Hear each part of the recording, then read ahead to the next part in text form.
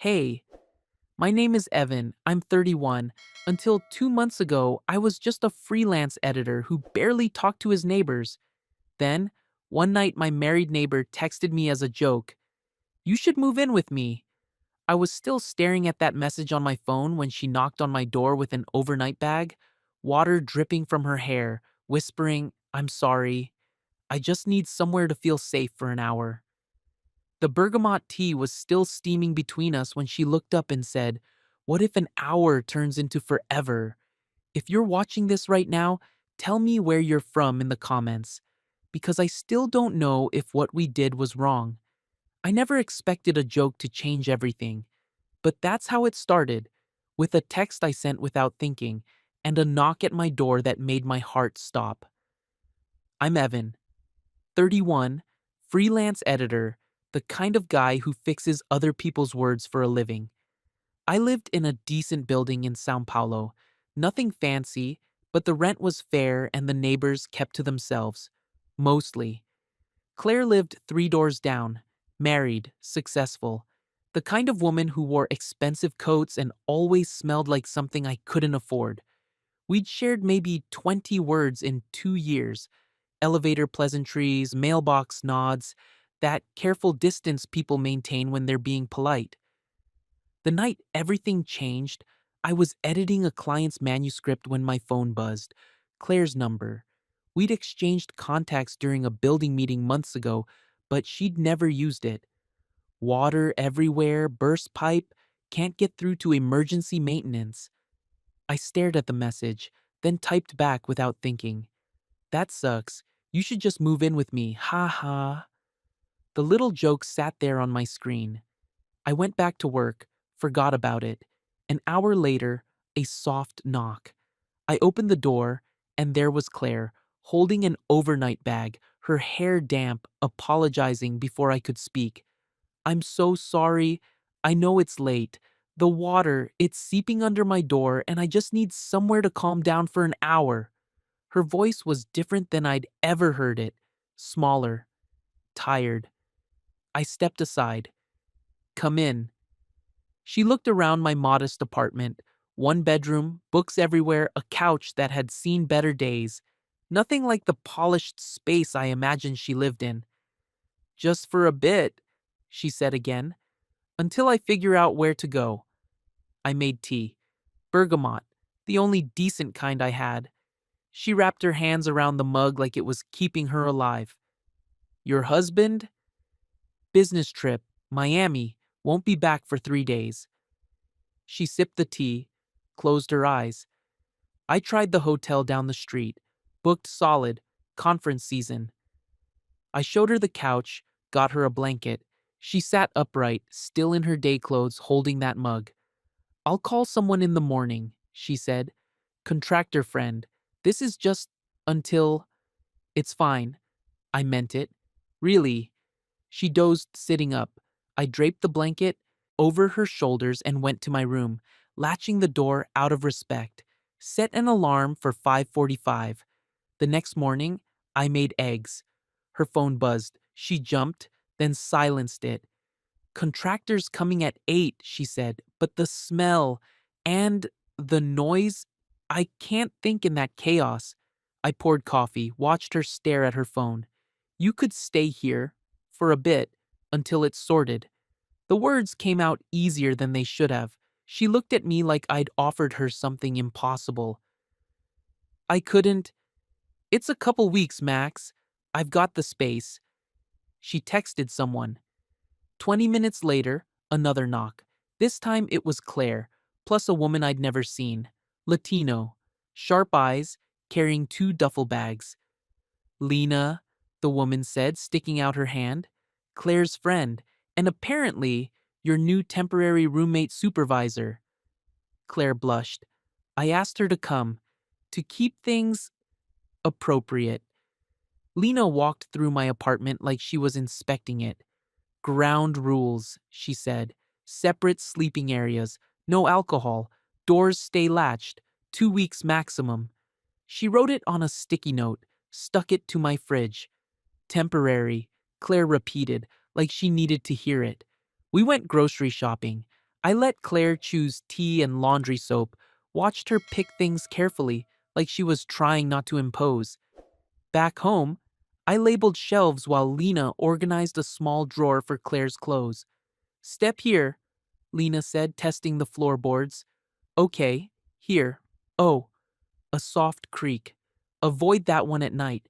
Which room is which? I showed them the layout. My bedroom door had a proper latch. The couch faced away from the hallway. Everything felt suddenly small and exposed. I texted Trent, the evening doorman. We'd done each other favors before. I'd helped him with some immigration paperwork. He'd forgotten to mention a noise complaint once. 2 short-term guests, I wrote. Water damage situation. Logged, he replied. How long? Couple weeks, Max. Down the hall, contractor hammers echoed from Claire's apartment. We ate quiet sandwiches, listening to the chaos 3 doors away. Mrs. Dobrev from 4B passed by with mail. She was 60-something, sweet, and the building's unofficial information hub. Her eyes counted the extra shoes by my door. Having family visit? She asked. Friends, Lena said smoothly. Work retreat. Mrs. Dobrev smiled. How nice. I'll save some cookies from my batch tomorrow. That evening, I set a shared calendar reminder. 2-week check. The next morning, I woke to the sound of the kettle. 5:30 a.m. Claire stood at my kitchen window with tea, staring toward her torn-apart apartment. Can't sleep? I asked. Haven't slept through the night in months. She turned. Even before the pipe, the sound of him breathing. It's like waiting for something to go wrong. Lena emerged from the couch, hair messy, protective instincts activated. Coffee, she mumbled. We developed a rhythm. Quiet voices before 7 a.m. Claire worked on her laptop, something involving pitch decks and investor calls. I edited manuscripts. Lena fielded contractor updates and organized repair schedules. Retreat weekend? Mrs. Dobrev asked when she spotted all 3 of us leaving for coffee. We smiled, said nothing. Back home, Lena placed a small potted plant in my window. Room needed something alive, she said. The elevator cable hummed through the wall, a sound I'd never noticed before but now found comforting, like the building itself was breathing. That afternoon, Lena was scrolling through Claire's phone when her face darkened. We need to talk, she said. Quietly, while Claire was in the shower, Lena showed me the location app buried in the settings. Mark put this on months ago, she said.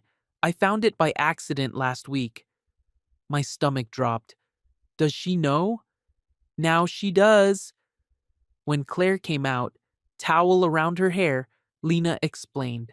Claire's face went white, then red, then something harder. Turn it off, she said. If I delete it, he'll get a notification, but I can disable background refresh. Put the phone in airplane mode while you're here. Claire sat heavily on my couch. God, how long has he been? We'll figure out a schedule, Lena said. Data on when you're in public areas. Airplane mode here. That evening, I went downstairs for packages. Trent pulled me aside by the mailboxes. Monthly guest log audits, he said quietly. Management's been cracking down. Timestamps matter. What do you suggest? Consistent entry times. Make it look routine. Business meetings, something like that. We chose morning and evening windows. 6 a.m. entrance, 9:30 p.m. exit on days Claire needed to supervise repairs. I'll log it as editorial consultations, I said. Perfect. Boring enough that no one asks questions. The next morning, we rode the elevator down together. Claire needed to sign off on a wall repair. The doors opened to reveal Mark standing inside with a coffee tray. Lena yanked Claire back and stepped forward with me. The copy edits need another pass, she said loudly, looking at me. The startup angle isn't clear yet. Mark's eyes flicked past my shoulder toward where Claire had been. I pressed lobby, stepped into the elevator, forcing the doors to close. Clear, I texted when we reached the ground floor. Back in my apartment, Claire exhaled like she'd been holding her breath for minutes. I haven't been that close to him outside our place in weeks, she said. That evening, a storm knocked out half the building's power. My apartment went dim, except for one lamp. We gathered around a battery-powered lantern on the floor, eating takeout that was getting cold. Claire's head eventually found my shoulder. I kept my hands visible, relaxed. When she drifted off, I pressed my forehead gently against her hair. Not a kiss, just contact. She slept for 2 full hours. Lena watched from the chair, saying nothing, but I saw her small nod of approval. When the power returned, we all stood. Claire slipped her wedding ring back on. I hadn't noticed her take it off, and the moment broke. Good night, she said, jaw tight. I latched my bedroom door and stared at the ceiling until 2 a.m. The next morning, at 6:10, I handed Claire bergamot tea in the same chipped mug. The ring, I said carefully. I take it off to sleep. Her voice was matter of fact. Put it back on at dawn. That's the rule. It became our rule. She worked on investor pitches. I edited client manuscripts. Lena coordinated with contractors. At lunch, Claire washed the chipped mug and placed it precisely by the stove. That afternoon, she came home with a larger plant, a rubber tree for the window. Something alive, she said, echoing Lena's words. I fixed a flickering lamp in my bedroom. Claire stood at the threshold, watching but didn't cross. Better? I asked. Much. A WhatsApp notification made her jump. She pocketed the phone quickly. The next morning, Mrs. Dobrev left a casserole by my door with a note. For the couple. On the landing, someone had taken a photo. 3 pairs of slippers outside my door. By afternoon, it was in the building WhatsApp group with a heart emoji and new neighbors. Great, Lena muttered. Busybodies with smartphones. That evening, Trent texted, Audit starts tomorrow. Random spot checks. We rehearsed. Claire would enter via the garage, exit through the main lobby. Lena would alternate routes. I printed a fake editorial sprint schedule to explain multiple visitors. Collaborative editing project, I told Trent. Deadline crunch. Got it. How many more days? Week, maybe less. Claire taught me the exact way she liked her tea. Water off just before boil. Steep for 3 minutes. No sugar. You're very particular, I said. My mother always said, if you're going to do something, do it right. The next morning, Claire tried making pancakes. The smoke alarm chirped, and we scrambled to wave towels at it. A knock. Building security. Alarm reported, the officer said. I answered while Claire and Lena hid in my bedroom with the window cracked for air. I showed him the fan, my rental agreement, explained I'd been cooking. False alarm, he noted on his tablet. After he left, Claire laughed into a pillow, then quietly started crying. What is it? Lena asked. I feel safe scared, Claire said, like I'm getting away with something good but it can't last. We ate slightly burnt pancakes with too much syrup and made a new rule. No cooking experiments during audit week. That afternoon, the contractor called Claire to inspect drywall. I walked behind at a distance, Lena at Claire's side. The smell of wet plaster triggered something in Claire. She gripped Lena's arm, breathing shallow. I guided her back to the hallway. Fresh air, I said. Mrs. Dobrev appeared with a home remedy for water damage and too many questions about our work retreat. Such dedicated writers, she said, working all hours. Back at my place, we played music low.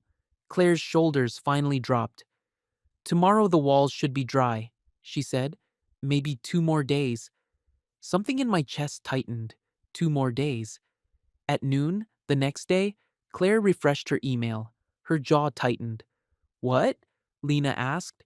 Claire turned the phone toward us. An email from Mark's attorney, not to Claire, but CC'd to her. The subject line, Prenup Wellness Clause Reminder. I read over Lena's shoulder. Cohabitation optics could trigger financial review as outlined in Section 12.3. Not a lawsuit, Claire said quietly. Just pressure. If a neighbor files a complaint, he could use that as proof of improper living arrangements. What happens then? I asked. I lose everything. The apartment, the business account, everything we built. She closed the laptop. Correction, everything I helped him build. We decided she'd sleep at her repaired place that night if the noise allowed. Lena insisted on going with her. Just until the audit's over, Claire said. That evening, we ate takeout on the coffee table. No one was hungry. Claire packed her small drawer into the duffel. It took less than 5 minutes. She wrote a note on my kitchen counter. Thank you. Keep your light on a while longer. Lena squeezed my shoulder. You did right by her. They slipped out during a lull in hallway traffic. I stood by my deadbolt, listening to the elevator hum fade downward. I placed Claire's chipped mug upside down beside the stove and left my 2 a.m. light on. The next morning, sun cut through my blinds onto an empty drawer. The wood still held the imprint of folded shirts, like a ghost of order in my suddenly too quiet apartment. I tried to work. Every sentence I edited circled back to the night she slept by the lantern, her head on my shoulder, the careful way she breathed when she finally felt safe. Walking past her unit, I saw contractors finishing paint. Fresh white walls, new baseboards. The chaos was almost over. Mrs. Dobrev caught me in the hallway. Did the writer's retreat end? Draft delivered, I said, managing a smile.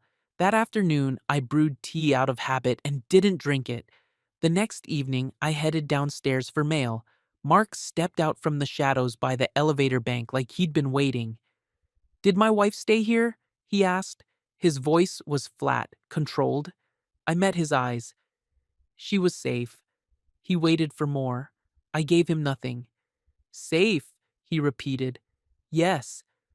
Trent watched from the desk, ready to intervene if needed. Mark's gaze lingered on my face, searching for something I wasn't going to give him. Finally, he walked away. I texted Lena. He asked. I said she was safe. Thank you, she replied. The next night, I was taking the stairs for a pointless workout when Trent caught me on the landing. She asked about your light, he said, slipping me a folded paper. I opened it in my apartment. Claire's handwriting. Is his 2 a.m. light still on? I smiled despite myself, went back downstairs. Tell her yes, I said. At 2 a.m., I sat in the dark with only my laptop screen glowing, letting the elevator hum be the only sound. 2 days later, rain pounded the streets. I ducked out of the bodega with milk and groceries, and there was Claire across the street under a tiny umbrella. We didn't cross. Cars sprayed water between us. The light changed red, then green. We shared a look that said everything and nothing. She mouthed, "Thank you." I nodded once. Back home, I hung my damp coat on the radiator. The room smelled like wet wool again, and for a moment I was back to that first storm night when she'd trusted me enough to sleep. The next morning, I opened my door to get the newspaper. Her scarf, soft gray, expensive, hung over my desk chair. A note pinned to it. Tuesdays, 7 to 12 a.m., same tea. I folded the scarf carefully, placed it in my top drawer next to the plant care card she'd left weeks ago. Tested how long my kettle took to click off at exactly 7:12. That Tuesday morning, I was in the courtyard at 7:05, 2 benches, 10 meters apart. I'd given Trent 2 lidded cups earlier. He placed one on her bench at 7:10. At 7:12, she appeared, sat on her bench, wrapped her hands around the cup, sipped. Sleep better now? I asked across the distance. Some nights, she smiled. You? Working on it. We talked about nothing and everything. The rubber tree was thriving. I'd fixed another lamp. She was reading a book about urban planning. The contractor dust had finally settled. No touching, no promises. At 7:22, she stood, replaced the lid, tossed the cup, and left through the side gate. I waited a full minute before walking back inside. 4 days later, movers carried the last drop cloth from Claire's unit. The fresh paint smell was barely noticeable now. Lena arrived with flowers, white lilies for a fresh start. Claire's door stayed open a few inches as the workers finished. She caught my eye in the hallway and smiled with that precise, careful expression I'd learned to read. That evening, from my window, I saw her lamp turn on in the apartment that was finally hers again. Mine was already lit. Two rectangles of warm light hung side by side in the dusk, separate but somehow connected. The next Tuesday, 7:08 a.m., I placed a cup on each bench and stepped back. She arrived at 7:12. We exchanged 10 minutes of careful conversation, updates on the plant, which was leaning toward the window like it was trying to eavesdrop. A small laugh when she mentioned Mrs. Dobrev had asked if we were collaborating on another project. Still no touching. We both understood this was enough for now. "Same time next week?" she asked. "If you want." "I want." After she left, I walked back to my apartment, folded her scarf into the drawer again, latched my door with that familiar thunk. Some doors you close gently so they'll open again without a sound. I kept my 2 a.m. light on. Not every night, but enough nights. And sometimes, when I looked out my window at the right moment, I could see hers glowing too. We never talked about what happened in those 2 weeks, never named it or analyzed it or tried to make it bigger than it was. But every Tuesday at 7:12, we sat on those benches with our tea and our careful distance and our unspoken understanding. She was still married. I was still alone. Nothing had changed, and everything had changed. The building settled back into its rhythm. Mrs. Dobrev stopped asking about writer retreats. Trent nodded when I passed his desk. The contractors moved on to other emergencies. But on Tuesdays, when the kettle clicked off at exactly 7:12, I remembered the weight of her head on my shoulder during that storm, the way she took off her ring to sleep and put it back on at dawn, the careful distance we maintained even when we wanted to close it. Some nights, I still found myself listening for a soft knock at my door, a joke turned real, a moment when safety and danger felt exactly the same. The scarf stayed in my drawer like a bookmark in a story that might not be finished. Tuesday mornings became my favorite part of the week. 10 minutes of careful conversation, 2 cups of tea. No promises, but something that felt like hope folded between us like a secret only we understood. She never moved back in. I never asked her to.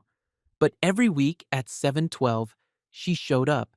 And every week, I was there waiting with the tea steeping at exactly the right temperature, in 2 cups that matched the careful distance between our benches.